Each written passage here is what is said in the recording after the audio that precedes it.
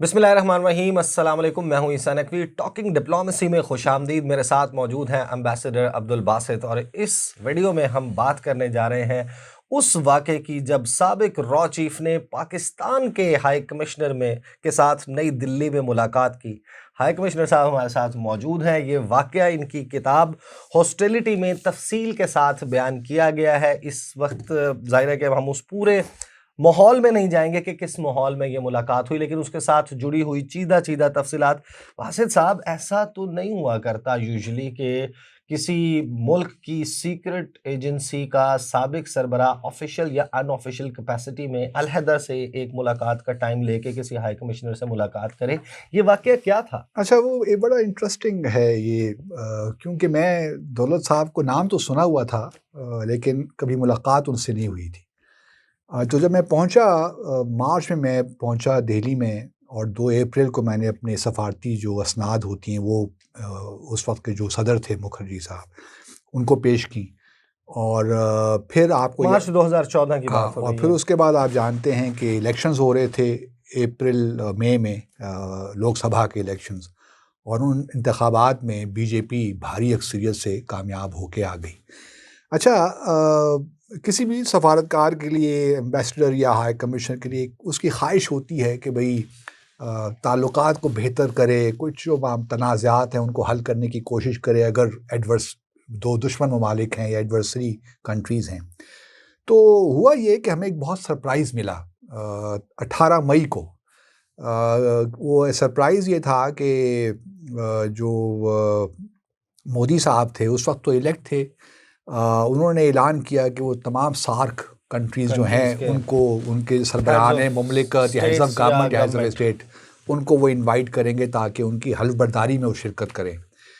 तो हमारे लिए 18 मई को हमें फ़ॉरेन सेक्रेटरी जो उस वक्त थी सुजाता सिंह की, उनकी तरफ से एक लेटर इनविटेशन का मिला जो हमने फॉरवर्ड कर दिया इस्लामाबाद। अब यहाँ पे पाकिस्तान में बहस चल पड़ी कि अटेंड करना चाहिए नहीं करना चाहिए, ये तो सार्क एक है, और मोदी साहब ने सार्क कंट्रीज़ के जो दूसरे ममालिक हैं उनको दरबार अपना लगाएंगे और सबको तलब कर लिया खत्ते का है, चौधरी खत्ते समझते का हैं वो। चौधरी समझ लिया है। तो ये हमें बहुत से लोगों ने यहाँ अपोज़ किया कि हमें नहीं जाना चाहिए, हमारे वज़ीर-ए-आज़म जो सत नवाज़ शरीफ थे उनको अटेंड नहीं करना उस चाहिए। वक़्त मैं आपको बता सकता हूँ कि जो मीडिया में मेन स्ट्रीम मीडिया में इसकी रिपोर्टिंग चल रही थी, उसमें और अदरवाइज़ भी जो एक सेंटिमेंट मौजूद था, वो ये था कि मियाँ मोहम्मद नवाज़ शरीफ को नरेंद्र मोदी की तकरीब हल्फ बर्दारी में नहीं जाना चाहिए, कंसिडरिंग कि उन्होंने जो अपनी इलेक्शन कैंपेन चलाई थी, उसमें पाकिस्तान के खिलाफ वो मुसलसल ज़हर उगलते रहे थे, हमला करने की और उसके अलावा कि वो जो हम गुजरात का बुचरी ज़ाहिर है कि से, एक गुजरात का उसका जो, माज़ी है नरेंद्र मोदी बिल्कुल, का कि उसने जिस तरीके से बुच्चर ऑफ गुजरात उसको कहा जाता है, अगर इंग्लैंड की और अमेरिका की अमेरिका के हुकूमतें बिल्कुल और वीज़ उसको वीज़े वो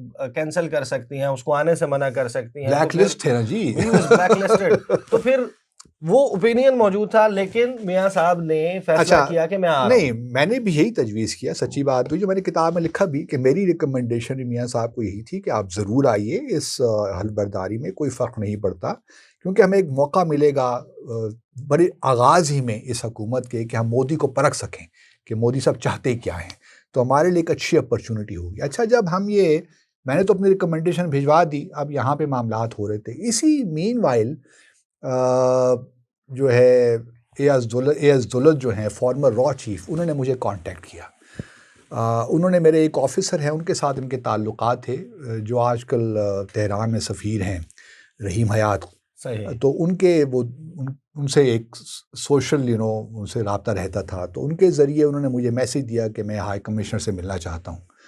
तो मैंने कहा जी बिस्मिल्लाह, हम तो हर वक्त हर एक से मिलने को तैयार हैं। तो वहाँ पे ताज होटल है, तो वहाँ मुझे उन्होंने कॉफ़ी के लिए बुलाया। मैं चला गया और मैंने कहा जी फरमाइए क्या है? तो कहने लगे देखिए जी वज़ीर-ए-आज़म आ रहे हैं, अब उन्होंने फ़ैसला कर लिया आने का, तो मैं एक गुज़ारिश लेकर आया हूँ। मैंने कहा जी फरमाइए, सर आँखों पे आप ये गुज़ारिश देखते हैं, क्या गुज़ारिश है? कहने लगे देखिए जी, नवाज़ शरीफ ने बड़ा फ़ैसला किया आने का, तो मैं चाहता हूँ कि जब वो आएँ और उनकी मुलाकात भी होगी प्राइम मिनिस्टर मोदी के साथ, तो मैं चाहता हूँ कि जो माहौल है ये ख़राब ना हो। मैंने कहा जी हम तो कभी माहौल ख़राब नहीं करना चाहेंगे। आपको ये किस तरह तासुर मिला कि हम माहौल ख़राब करना चाहते हैं? नहीं जी, मेरी गुजारिश सुन लीजिए आप। मैंने कहा जी फरमाइए। गुजारिश ये है कि जब नवाज़ शरीफ साहब आएँ तो हुर्रियत की लीडरशिप से मुलाकात ना करें, कश्मीरी लीडरशिप के साथ। अच्छा। मैं थोड़ा-सा मैंने कहा जी ये तो अब मुझे इसके बारे में नहीं मालूम, आप ये कह क्यों रहे हैं? आया ये आप अपनी तरफ से कह रहे हैं कि आप मुझे रिक्वेस्ट कन्वे कर रहे हैं भारत की जो मिनिस्ट्री ऑफ एक्सटर्नल अफेयर्स है उसकी तरफ से? कहते नहीं बस आप ये छोड़ें कि किसकी तरफ से है, मैं आपसे बस ये रिक्वेस्ट करना चाहता हूँ कि अगर आप ये इंश्योर कर लें कि हुर्रियत लीडरशिप से जो है मुलाकात ना हो, क्योंकि अगर वो हो गई तो सारा फोकस उस लीडरशिप मुलाकात पे हो जाएगा और जो मोदी और नवाज़ शरीफ की जो मुलाकात होनी है उसका तासुर ज़ाइल हो जाएगा। तो मेरी आपसे ये रिक्वेस्ट है। मैंने कहा देखिए जी मैं तो इसके बारे में फ़िलहाल कुछ नहीं कह सकता, क्योंकि हमारा तो तारीख़ रही है कि जब भी कोई सरबराहान हुकूमत या मुमलिकत आता है या फ़ॉरेन मिनिस्टर भी आता है, इवन फ़ॉरेन सेक्रेटरी भी आता है, तो हुर्रियत से मिलता ही है।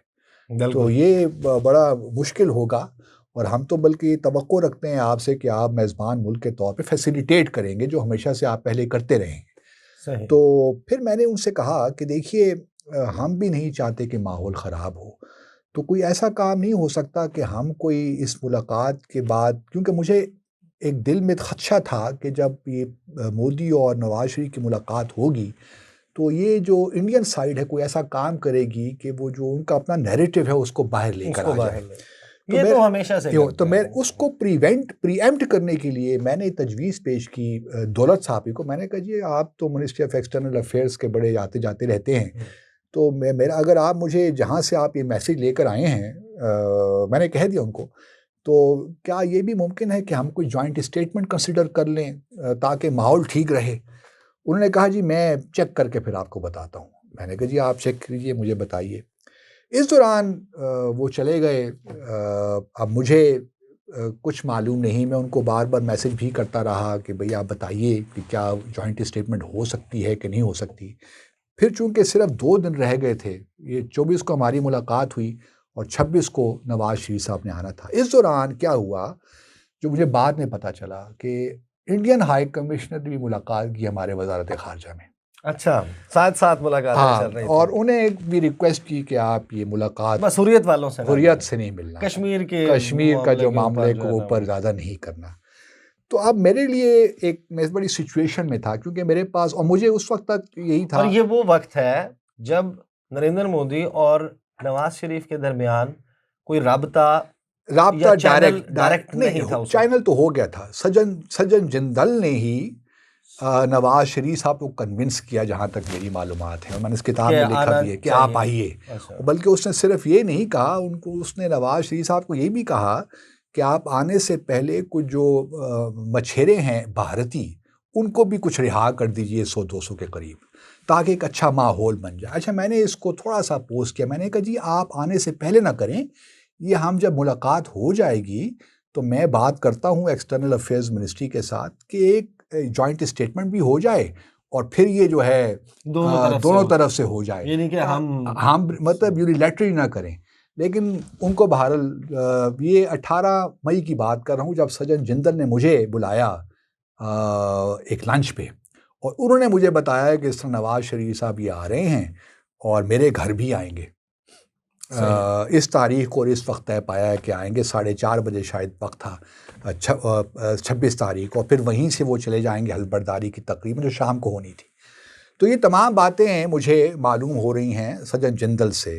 फॉरेन अफेयर्स ने तो मुझे बाद में बताया, प्रोग्राम सारा मुझे फिर कन्वे कर दिया, इससे पहले कि मैं कुछ कन्वे करता। सजेस्ट करते हैं कि सजा ये होना हुर्रियत से चाहिए। मुलाकात भी होनी चाहिए, नहीं होनी चाहिए, उन्होंने मुझे सारा प्रोग्राम कन्वे कर दिया। अच्छा, इसके ज़ाहिर है कि ये एक ऐसी स्टोरी है, एक ऐसी ज़ाहिर है कि तारीख़ी हक़ाइक़ हैं, और वो एंगल जिस तरीके से अब्दुल बासित साहब ने सारे मामलात को देखा, क्योंकि I am running short of time time इस एपिसोड में, तो बेसिकली अब जो इसके नेक्स्ट वाली एपिसोड है उसमें मैं बासित साहब से पूछूंगा कि इन्होंने ये किसको कन्वे किया, ये किस तरीके से कन्वे हुआ, और फिर जब नवाज शरीफ साहब आए तो हुर्रियत लीडरशिप के साथ फिर क्या मामला हुआ, मुलाकात हुई नहीं हुई?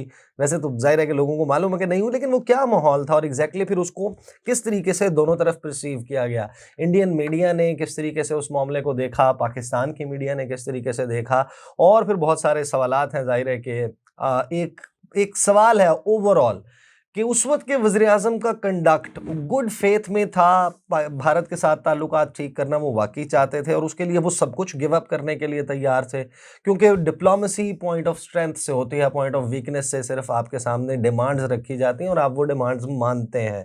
उसके वक्त आपके पास कोई ऑप्शन नहीं होता, यूनिलैटरल नहीं होता सफारतकारी का प्रोसेस, और रेसिप्रोसिटी जो है वो बहुत मैटर करती है डिप्लोमेसी में कि आप जैसा हमारे साथ करेंगे हम वैसा आपके साथ करेंगे। तो ये मामलात हैं, इसके ऊपर इंशाल्लाह अगली एपिसोड में बात होगी। मुझे और एम्बेसडर अब्दुल बासित साहब को अपनी दुआओं में याद रखिए। अल्लाह करीम हम सब का हामी व नासिर हो। अगली वीडियो में आपके साथ मुलाकात होगी। अल्लाह हाफ़िज़। अल्लाह हाफिज़।